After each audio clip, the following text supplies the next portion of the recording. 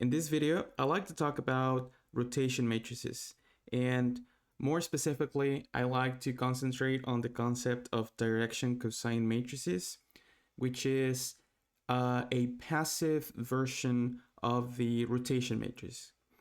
In the literature, sometimes you find a concept called an active rotation, and you might also see a passive rotation.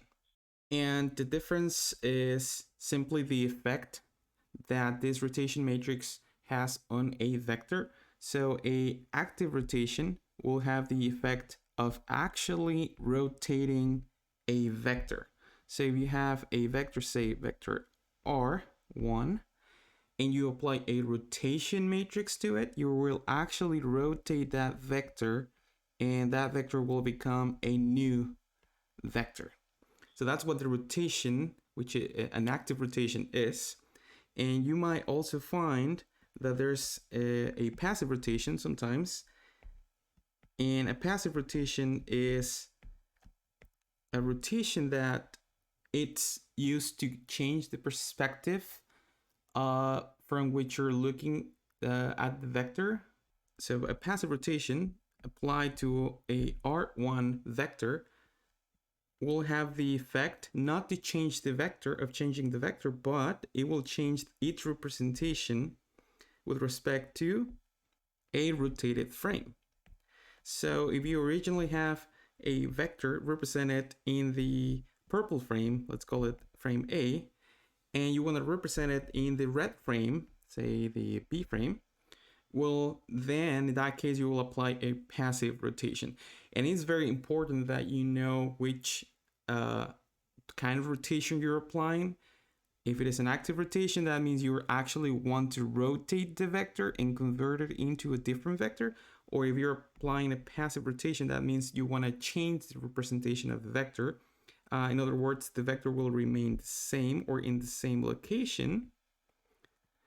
And what you're changing is the place where you're looking at it from. All right, so that's very important when you're doing math, when you're doing vector operations, dynamical system modeling, and all those things, so that everything is in the right frame.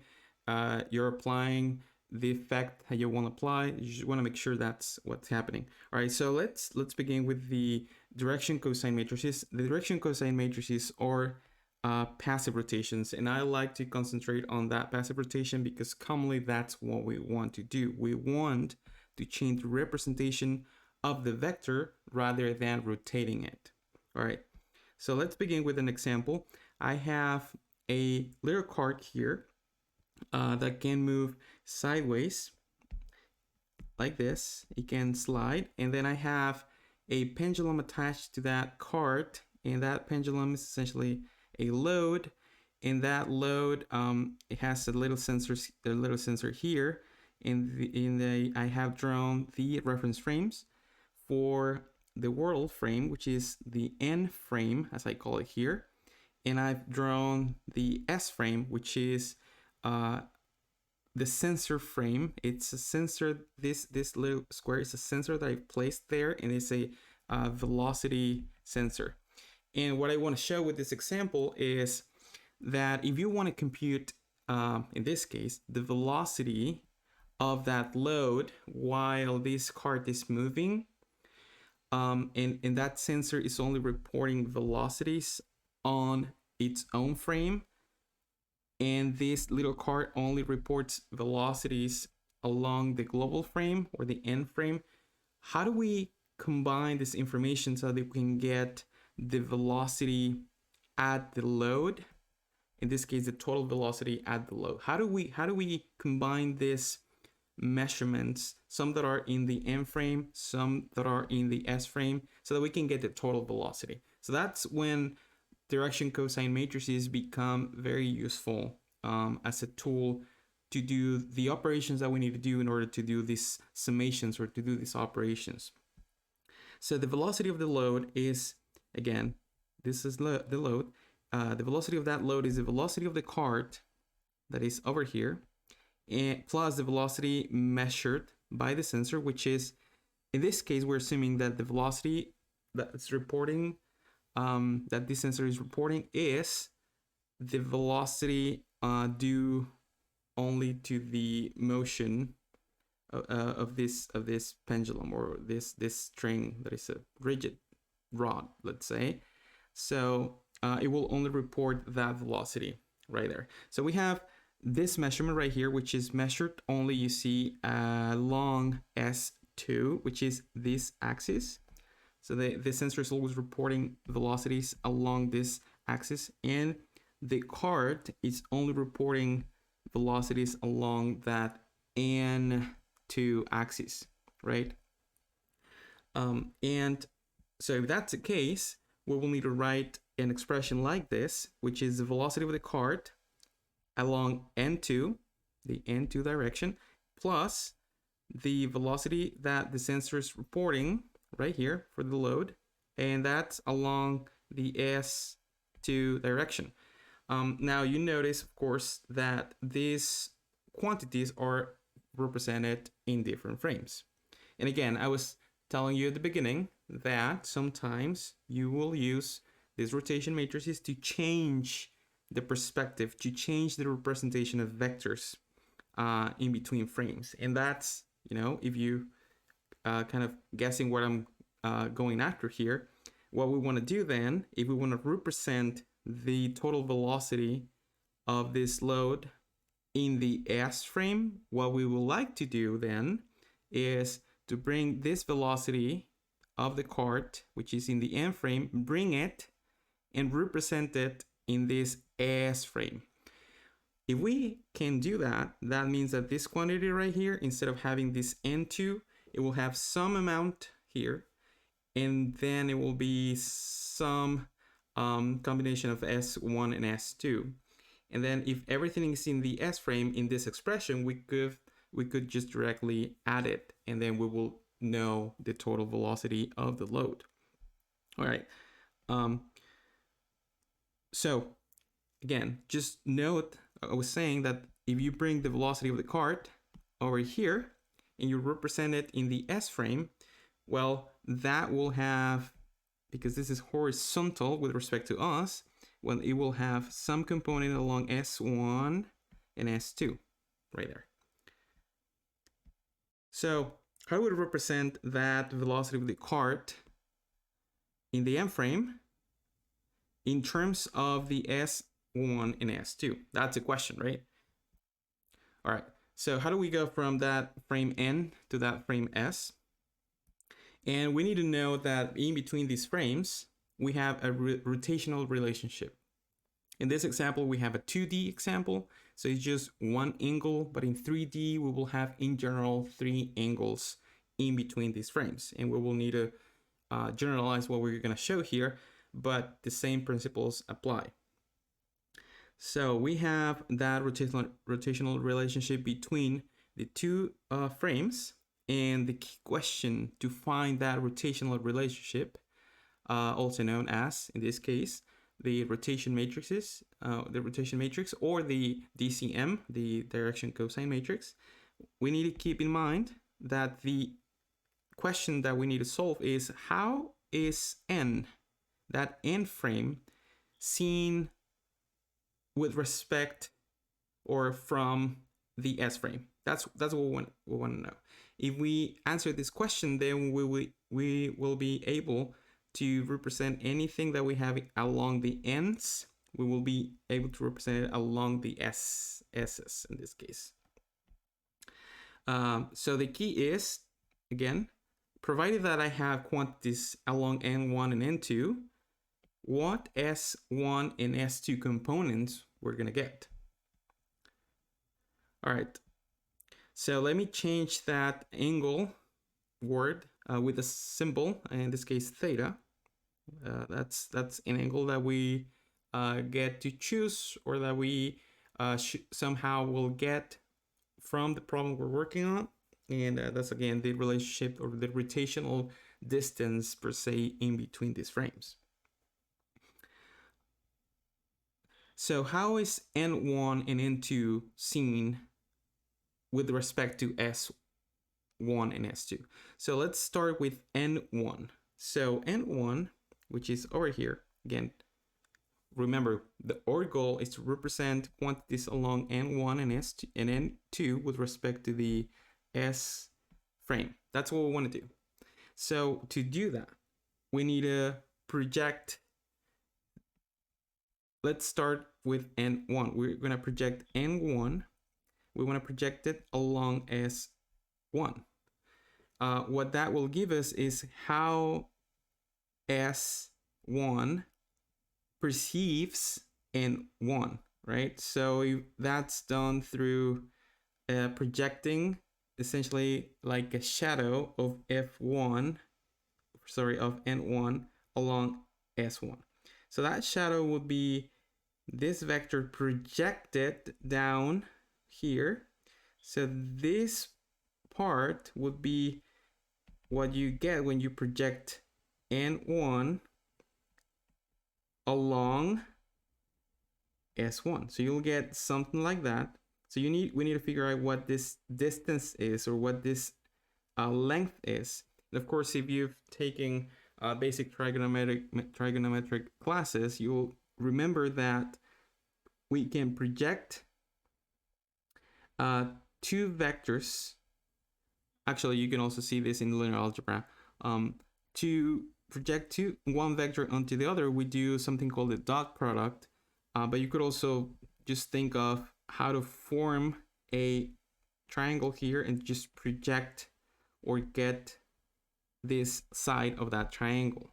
And in this case, this side right here would be essentially projecting this hypotenuse onto S1, right? That will happen then through a cosine term. So in this case, we will have, and we're talking about that these vectors are unit vectors, right? So everything will be length 1. So to project N1 along S1, we will need to just do simply the cosine of this hypotenuse right here. This is the hypotenuse for this triangle. So that hypotenuse is 1, as we just mentioned.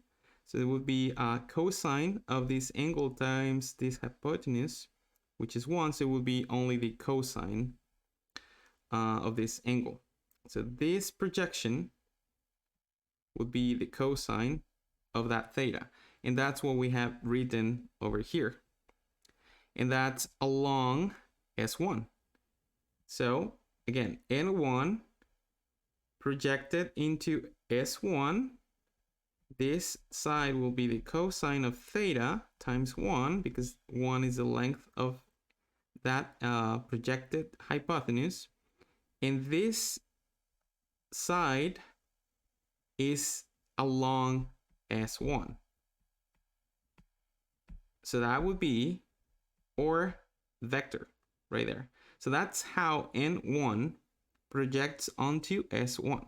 And we wrote it right here. Right, I'm going to do that once more, but now I'm going to do it for N2. We just projected N1 along S1. Now I'm going to project N2 along S1 as well. And we follow the same logic. What we're going to do is we're going to form that triangle right here. We're going to project this hypotenuse, which is length 1. And when projected, we get this side right here. This side right here is, again, some angle alpha will be formed there, right? And we can do, again, cosine of that angle. So we will have the cosine of alpha times 1. 1 is the length of the hypotenuse of this triangle, which is this side. All right. So that's how N2 is projected onto S1. And then we write this value right here. However, I've written a sign. And the reason is that alpha, if we pay a little bit of attention, that alpha will actually be computed through this right angle right here. So you have this N1 and then you have this N2 are perpendicular. So that means that the angle in between them is 90. And because we know this theta right here, what we can do to get that alpha, it's simply do 90 minus theta. And because we want to compute that cosine of alpha, and alpha is simply 90 degrees minus theta, and this cosine is essentially shifted by 90 degrees, we can write it as a sine. And you can verify that just by Googling some shifting properties of this cosine function. And you'll see that this term right here is equivalent to have a sine of theta directly. It will give you the same number, but it's just simpler to have one term, sine of theta, instead of cosine of 90 minus theta, but it is the same number. And so that's how we get the projection, again, of N1, we get the projection of N2 into S1, and this is the projection over here. This is a projection of N1 on S1. That's what we're doing so far, and that's how N1 and N2 are seen with respect to S1.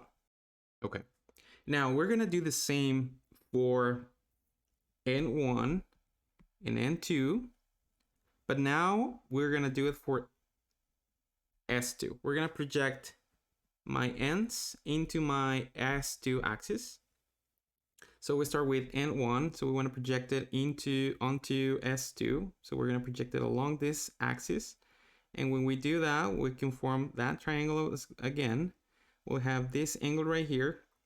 And you see again, this is a right angle. So that means that this could be our alpha angle. And this angle is essentially just 90 minus that theta, right? And instead of having the projection computed with this cosine, this projection will be essentially sine of that theta, as we did before. Now, there's a minus sign right here, and that minus sign comes because now, look, the projection of N1 along S2, it is actually along the negative direction of S2. All right, so that's why we have that minus sign here. All right, next thing to do will be project our N2 along S2. And that's a little bit simpler now because we have, well, we formed that hypotenuse with our N vector. We form that triangle now, or sides, and we want to compute this projection right here. And that's just done through cosine of theta, which is what we have written right here, and that's along S2 as well. All right, so we have projected our ends into the S frame, and these are the expressions that we have here. This V1 and V2 are just here to say that after you do this summation, you'll get some total quantity along along S1, and you will have some V2 quantity along S2 once you do this summation. That's what that V1 and V2 are here for, just to represent that amount that we're gonna get. All right, so I have just rewritten our expressions here. And what is the meaning of this expression again? Well, that means that if you had n components or components along the n axis, that will give us a way to compute those amounts or those vectors projected into the S frame, into the frame that we're interested in. And now something very interesting, it's that, or actually very important, I would say, it's that we're considering that our rotation, or that our theta here, it's positive. You see, we're going in the positive direction of rotation. So that's important to note. And those are the expressions that we get with this assumption, right? Now we did this with unitary vectors, right? You remember I was telling you every single vector that is drawn in this diagram is of length 1. but you can also do it for any length. And if you do that, well, instead of having that cosine times 1, so it's essentially the projection, and that will be the length of the hypotenuse in the triangles that you form, right? So in this case, we look at, for example, N1. And in this new diagram, we have a vector of length L1 along N1. And if we wanted to redo all this math that we just did, we will take this vector, which now has length L1. Instead of having a unitary length, now it has an L1 length. And if we want to project it onto S1, we will do the same. I'm just going to extend a little bit this S1, and then we will form that triangle. So you see again, and that will be our hypotenuse here.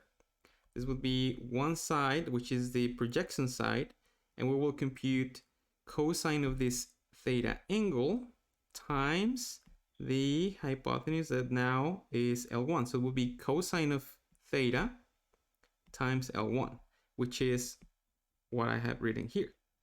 In the previous expressions, we don't have that L explicitly, but that L for this previous example was 1. That's why it's not written explicitly there.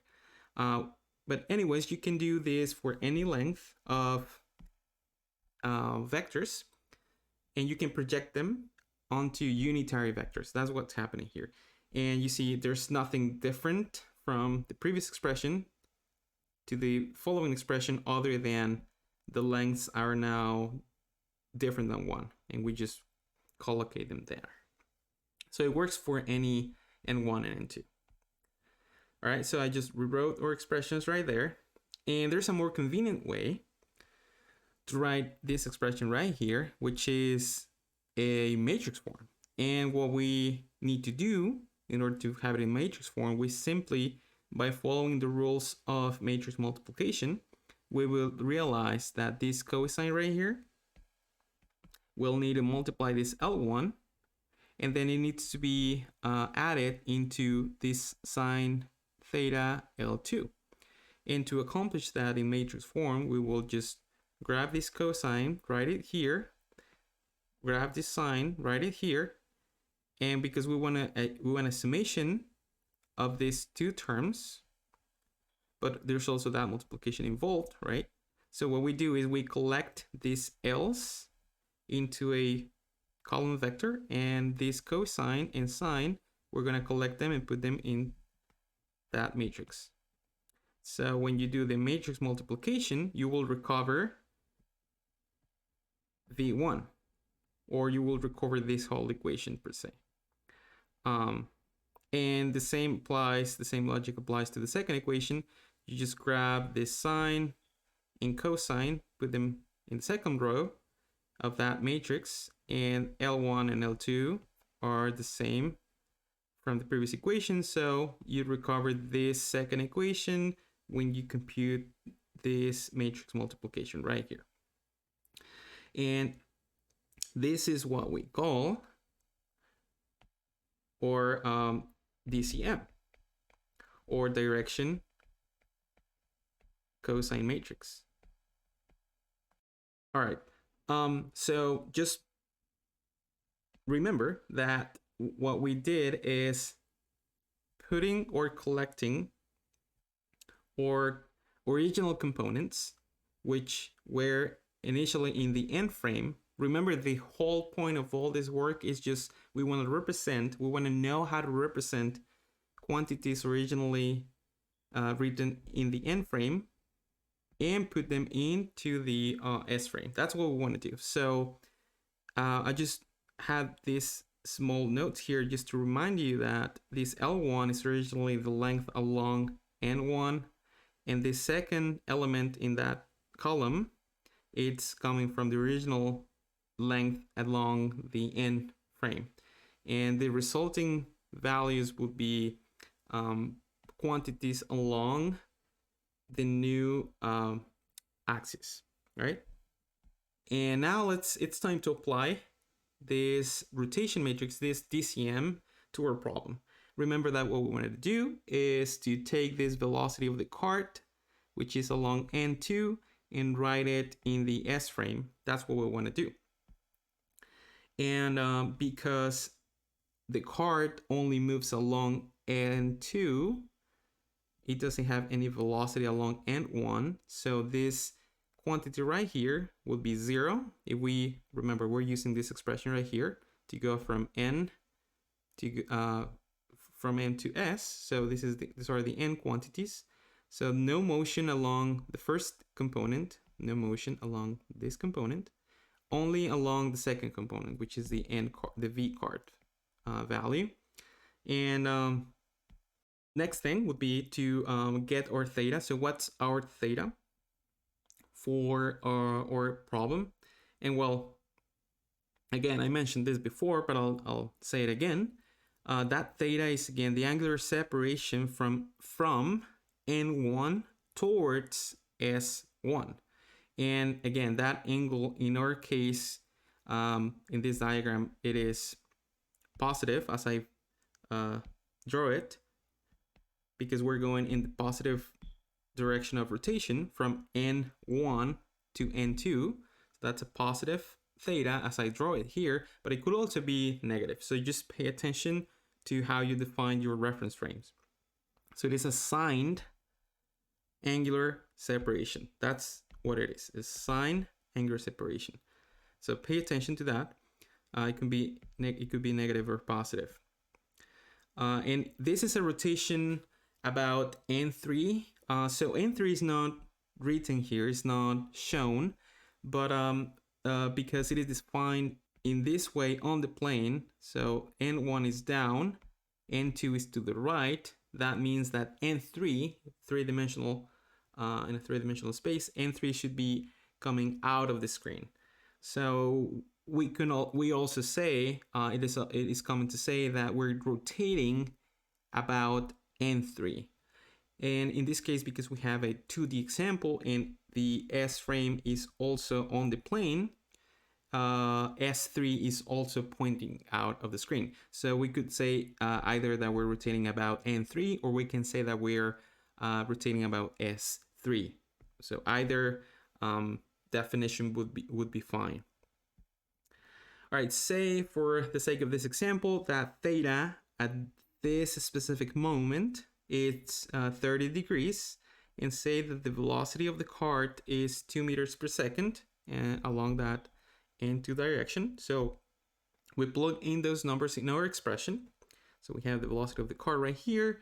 We plug in that value for theta, and now we're gonna do the operations. I just rewrote it here bigger.